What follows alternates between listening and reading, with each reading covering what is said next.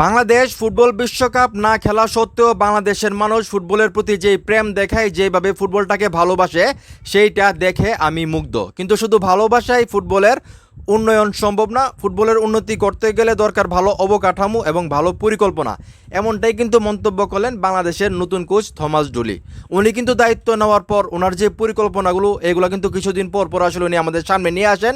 এবং লাস্টবার কিন্তু উনি বলেছিলেন যে ওনার যে পরিকল্পনা, সেইখানে আসলে বর্তমানে বাংলাদেশের যে র্যাঙ্কিং আছে সেটাকে উন্নতি করার পিছনেই উনি আসলে কাজ করতেছেন। এবং বিশ্বকাপের ব্যাপারে উনি বলেছিলেন যে আমি প্রবাসী যে ফুটবলাররা আছে বাংলাদেশের পৃথিবীর বিভিন্ন জায়গায়, সবাইকে এক জায়গায় করতে চাই, ভালো একটা দল করতে চাই, এবং আমি বিশ্বকাপে 2030 বা 34 এর ভিতরে আমি বাংলাদেশকে কোয়ালিফাই করাইতে চাই। এটা কিন্তু ওনার ভীষণ। তো সেইখান থেকে কিন্তু এখন উনি যে কথাটা বলছেন যে বাংলাদেশ বিশ্বকাপ না খেলা সত্ত্বেও ফুটবলের প্রতি যেই প্রেম বা যেই আবেগ বাংলাদেশের মানুষের, সেটা দেখে উনি মুগ্ধ। কিন্তু উনি কিন্তু একটা বাস্তবতা তুলে ধরেছেন, যেখানে উনি বলতেছেন যে শুধু আবেগ বা ভালোবাসা দেখাইলে হবে না, ফুটবলের উন্নতির জন্য কিন্তু অন্য জায়গায় কাজ করতে হবে। অবকাঠামোগত ব্যাপার আছে, অধ্যবসায়ের ব্যাপার আছে, পরিকল্পনার ব্যাপার আছে, সেটা নিয়ে কিন্তু এগিয়ে যেতে হবে। তো কি বললেন থমাস ডুলি, সম্পূর্ণ বক্তব্যটা আমি আপনাদেরকে এখনই পড়ে শোনাইতেছি। একটা রিকোয়েস্ট, ভিডিওটা একটু শেয়ার করে দিন। তো থমাস ডুলি বলতেছে, বাংলাদেশে বিশ্বকাপ না খেলা সত্ত্বেও দর্শকরা অকৃত্রিম ফুটবল প্রেম দেখে আমি মুগ্ধ। এই ভালোবাসা ফুটবলের জন্য অত্যন্ত ইতিবাচক। কেবল ভালোবাসা থাকলেই হবে না, পেশাদার ফুটবলার তৈরির জন্য সঠিক অবকাঠামো এবং মানসিকতা পরিবর্তন জরুরি।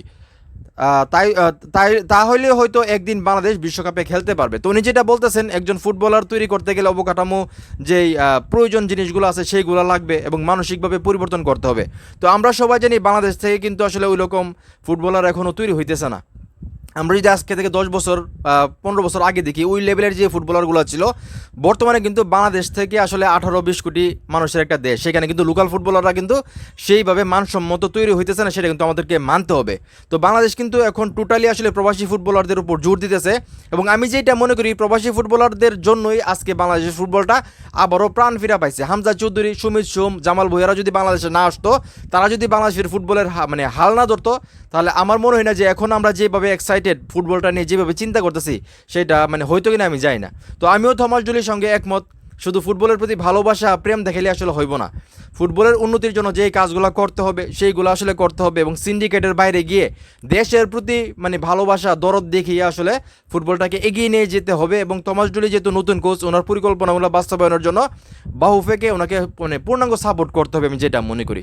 তো যাই হোক, এখন এই মুহূর্তে যারা আমার এই ভিডিও দেখতেছেন, এই যে আসলে থমাস ডুলি বললো যে শুধু ফুটবলের প্রতি প্রেম আর ভালোবাসা দেখালেই হইতো না, ভালো খেলোয়াড় তৈরি করতে গেলে মন মানসিকতা চেঞ্জ করতে হইব, অবকাঠামোরও পরিবর্তন করতে হইব। তো ওনার সঙ্গে আপনারা একমত কিনা সেটা অবশ্যই কমেন্ট করে জানাবেন। ভিডিওটা ভালো লাগলে অবশ্যই শেয়ার করবেন।